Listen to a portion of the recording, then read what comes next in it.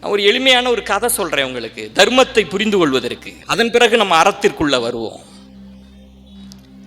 எல்லாம் ஜவுளி நிறைந்தது, அதனால ஜவுளியை வச்சே ஒரு கதை சொல்றேன். எங்க ஊர்ல எல்லாம் தீபாவளி பண்டிகை அப்படின்னா உடனே எல்லாம் காசு பணம் எல்லாம் கையில கிடைக்காது.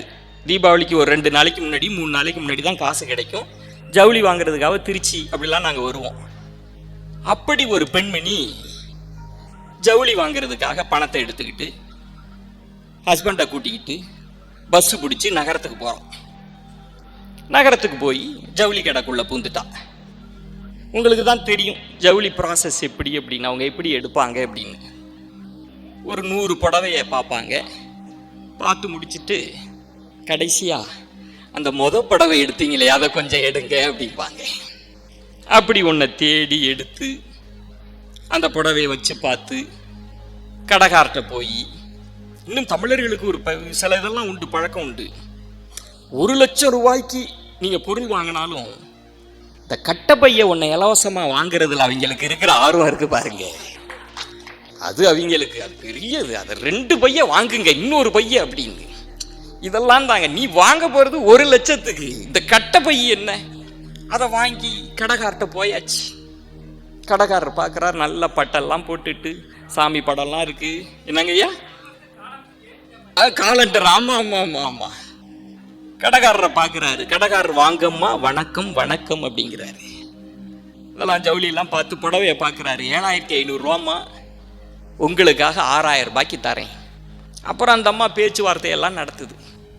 என்னங்க அப்படின்னோடனே அப்புறம் அவர், அம்மா உங்களுக்காக, உங்களெல்லாம் பார்த்தோன்னே 5,000 தீபாவளி ஆஃபர், உங்களுக்குன்னு 1,000 ரூபாய் ஆஃபர் வச்சுக்கம்மான்னு கொடுத்துட்டார் புடவையை. இந்த அம்மா வாங்கிட்டு திரும்ப அந்த கூட்ட நெரிசலில் வந்து பஸ்ஸில் வந்து வீட்டுக்கு வந்து சேர்ந்துருச்சு. வீட்டுக்கு வந்த உடனேயே பெண்கள் உலகம்ன்றது ரொம்ப விசித்திரமானது, நீங்கள் கவனிச்சிருக்கலாம். வந்தோடனே என்ன பண்ணுவாங்க, அந்த புடவையெல்லாம் எடுத்து வச்சு தங்கள் வீட்டு கண்ணாடியில் பார்த்தாதான் அவங்களுக்கு ஒரு சந்தோஷம்.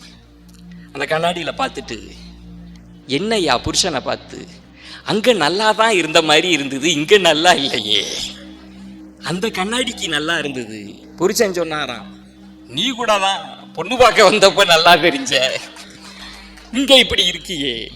அதெல்லாம் பார்த்தாச்சு.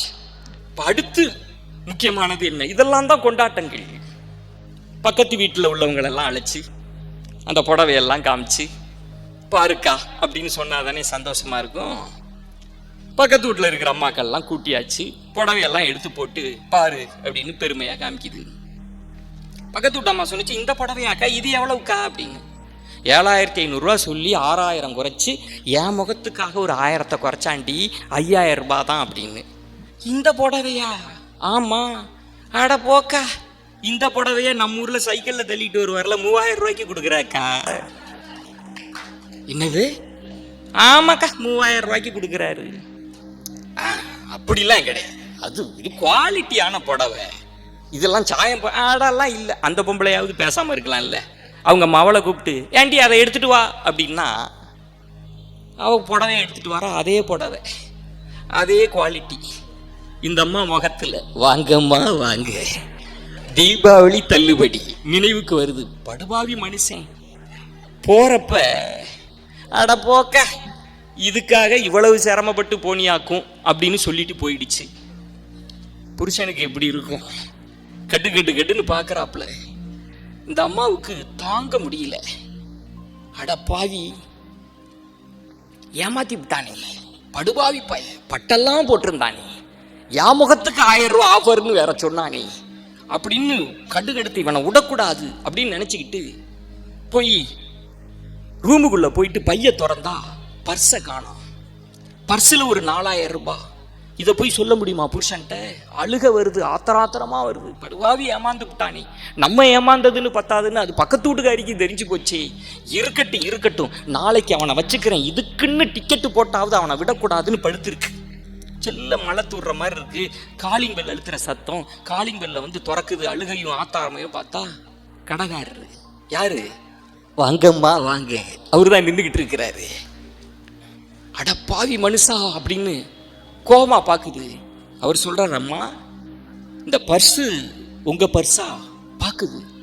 கடையில் விட்டுட்டீங்க போல இருக்கு. சரி, நாளைக்கு காலையில் கொடுக்கலான்னா கூட உங்களுக்கு தூக்கம் வராமல் இருக்கும், அதனால நானே வந்து கொடுத்துடலான்னு வந்துட்டேம்மா அப்படின்னு. படுபாவி பயலே அப்படின்னு பர்ஸை வாங்கிட்டு ரூமுக்குள்ளே போய் எண்ணி பார்க்குது. என்ன ஏற்கனவே இவன் பிராடுகார பயலாக இருக்கானே, 4000 ரூபா அப்படியே இருக்கு.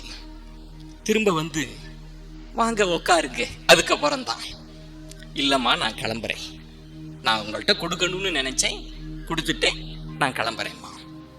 கிளம்ப போகிறப்ப ஐயா அப்படி என்ன ஒரு கேள்வி, என்னம்மா நீங்க நல்லவரா கெட்டவரா? ஏம்மா அப்படி கேட்குற? ஏயா 3000 ரூபா புடவைய 7500ன்னு சொல்லி 6000 குறைச்சு என் மூஞ்சிக்கு 1000ன்னு சொல்லி ஏமாத்தினீங்களே, நீங்க நல்லவரா கெட்டவரா? அவர் சொன்னார் 3000. ஆமா, சைக்கிள் கடை வச்சுக்கிட்டு இருக்கு, சைக்கிளில் தள்ளிக்கிட்டு வந்து எங்கள் ஊரில் 3000க்கு வித்துருக்கிறாரு. அப்போ அவர் சொன்னாரா, அங்கே பாருமா, அவர் வெறும் சைக்கிளில் உங்கள் வீட்டுக்கு வந்து 3000 ரூபா கொடுக்குறாரு. நான் இதுக்காக பெரிய கட்டடம் போட்டு 1000 பேருக்கு வேலைக்கு சம்பளம் கொடுத்து ஏசி போட்டு டியூ கொடுத்து எல்லாம் கொடுத்து கட்டப்பை எல்லாம் கொடுத்து நான் 6000 5000க்கு விற்கிறேன்றது வேற, இது வேற. ஒன்றை புரிஞ்சுக்குமா, நான் 7500 ரூபாய் சொல்லி 5000க்கு உன்னிடம் கொடுத்தேன் பாரு, அது என்னுடைய வணிக தர்மம். இந்த ரூபாயை உன்னிடம் வீட்டிற்கே வந்து கொடுக்கிறேன் பாரு, இது வாழ்க்கை தர்மம். வணிக தர்மத்தையும் வாழ்க்கை தர்மத்தையும் குழப்பிக் கொள்ளாதே. தர்மங்கள் அன்றாட வாழ்க்கை, மகாபாரதத்தில் மட்டுமல்ல, நம்ம அன்றாட வாழ்க்கையிலும் தர்மம் மாறுபடும். தர்மத்திற்கான இலக்கணம் வேறு.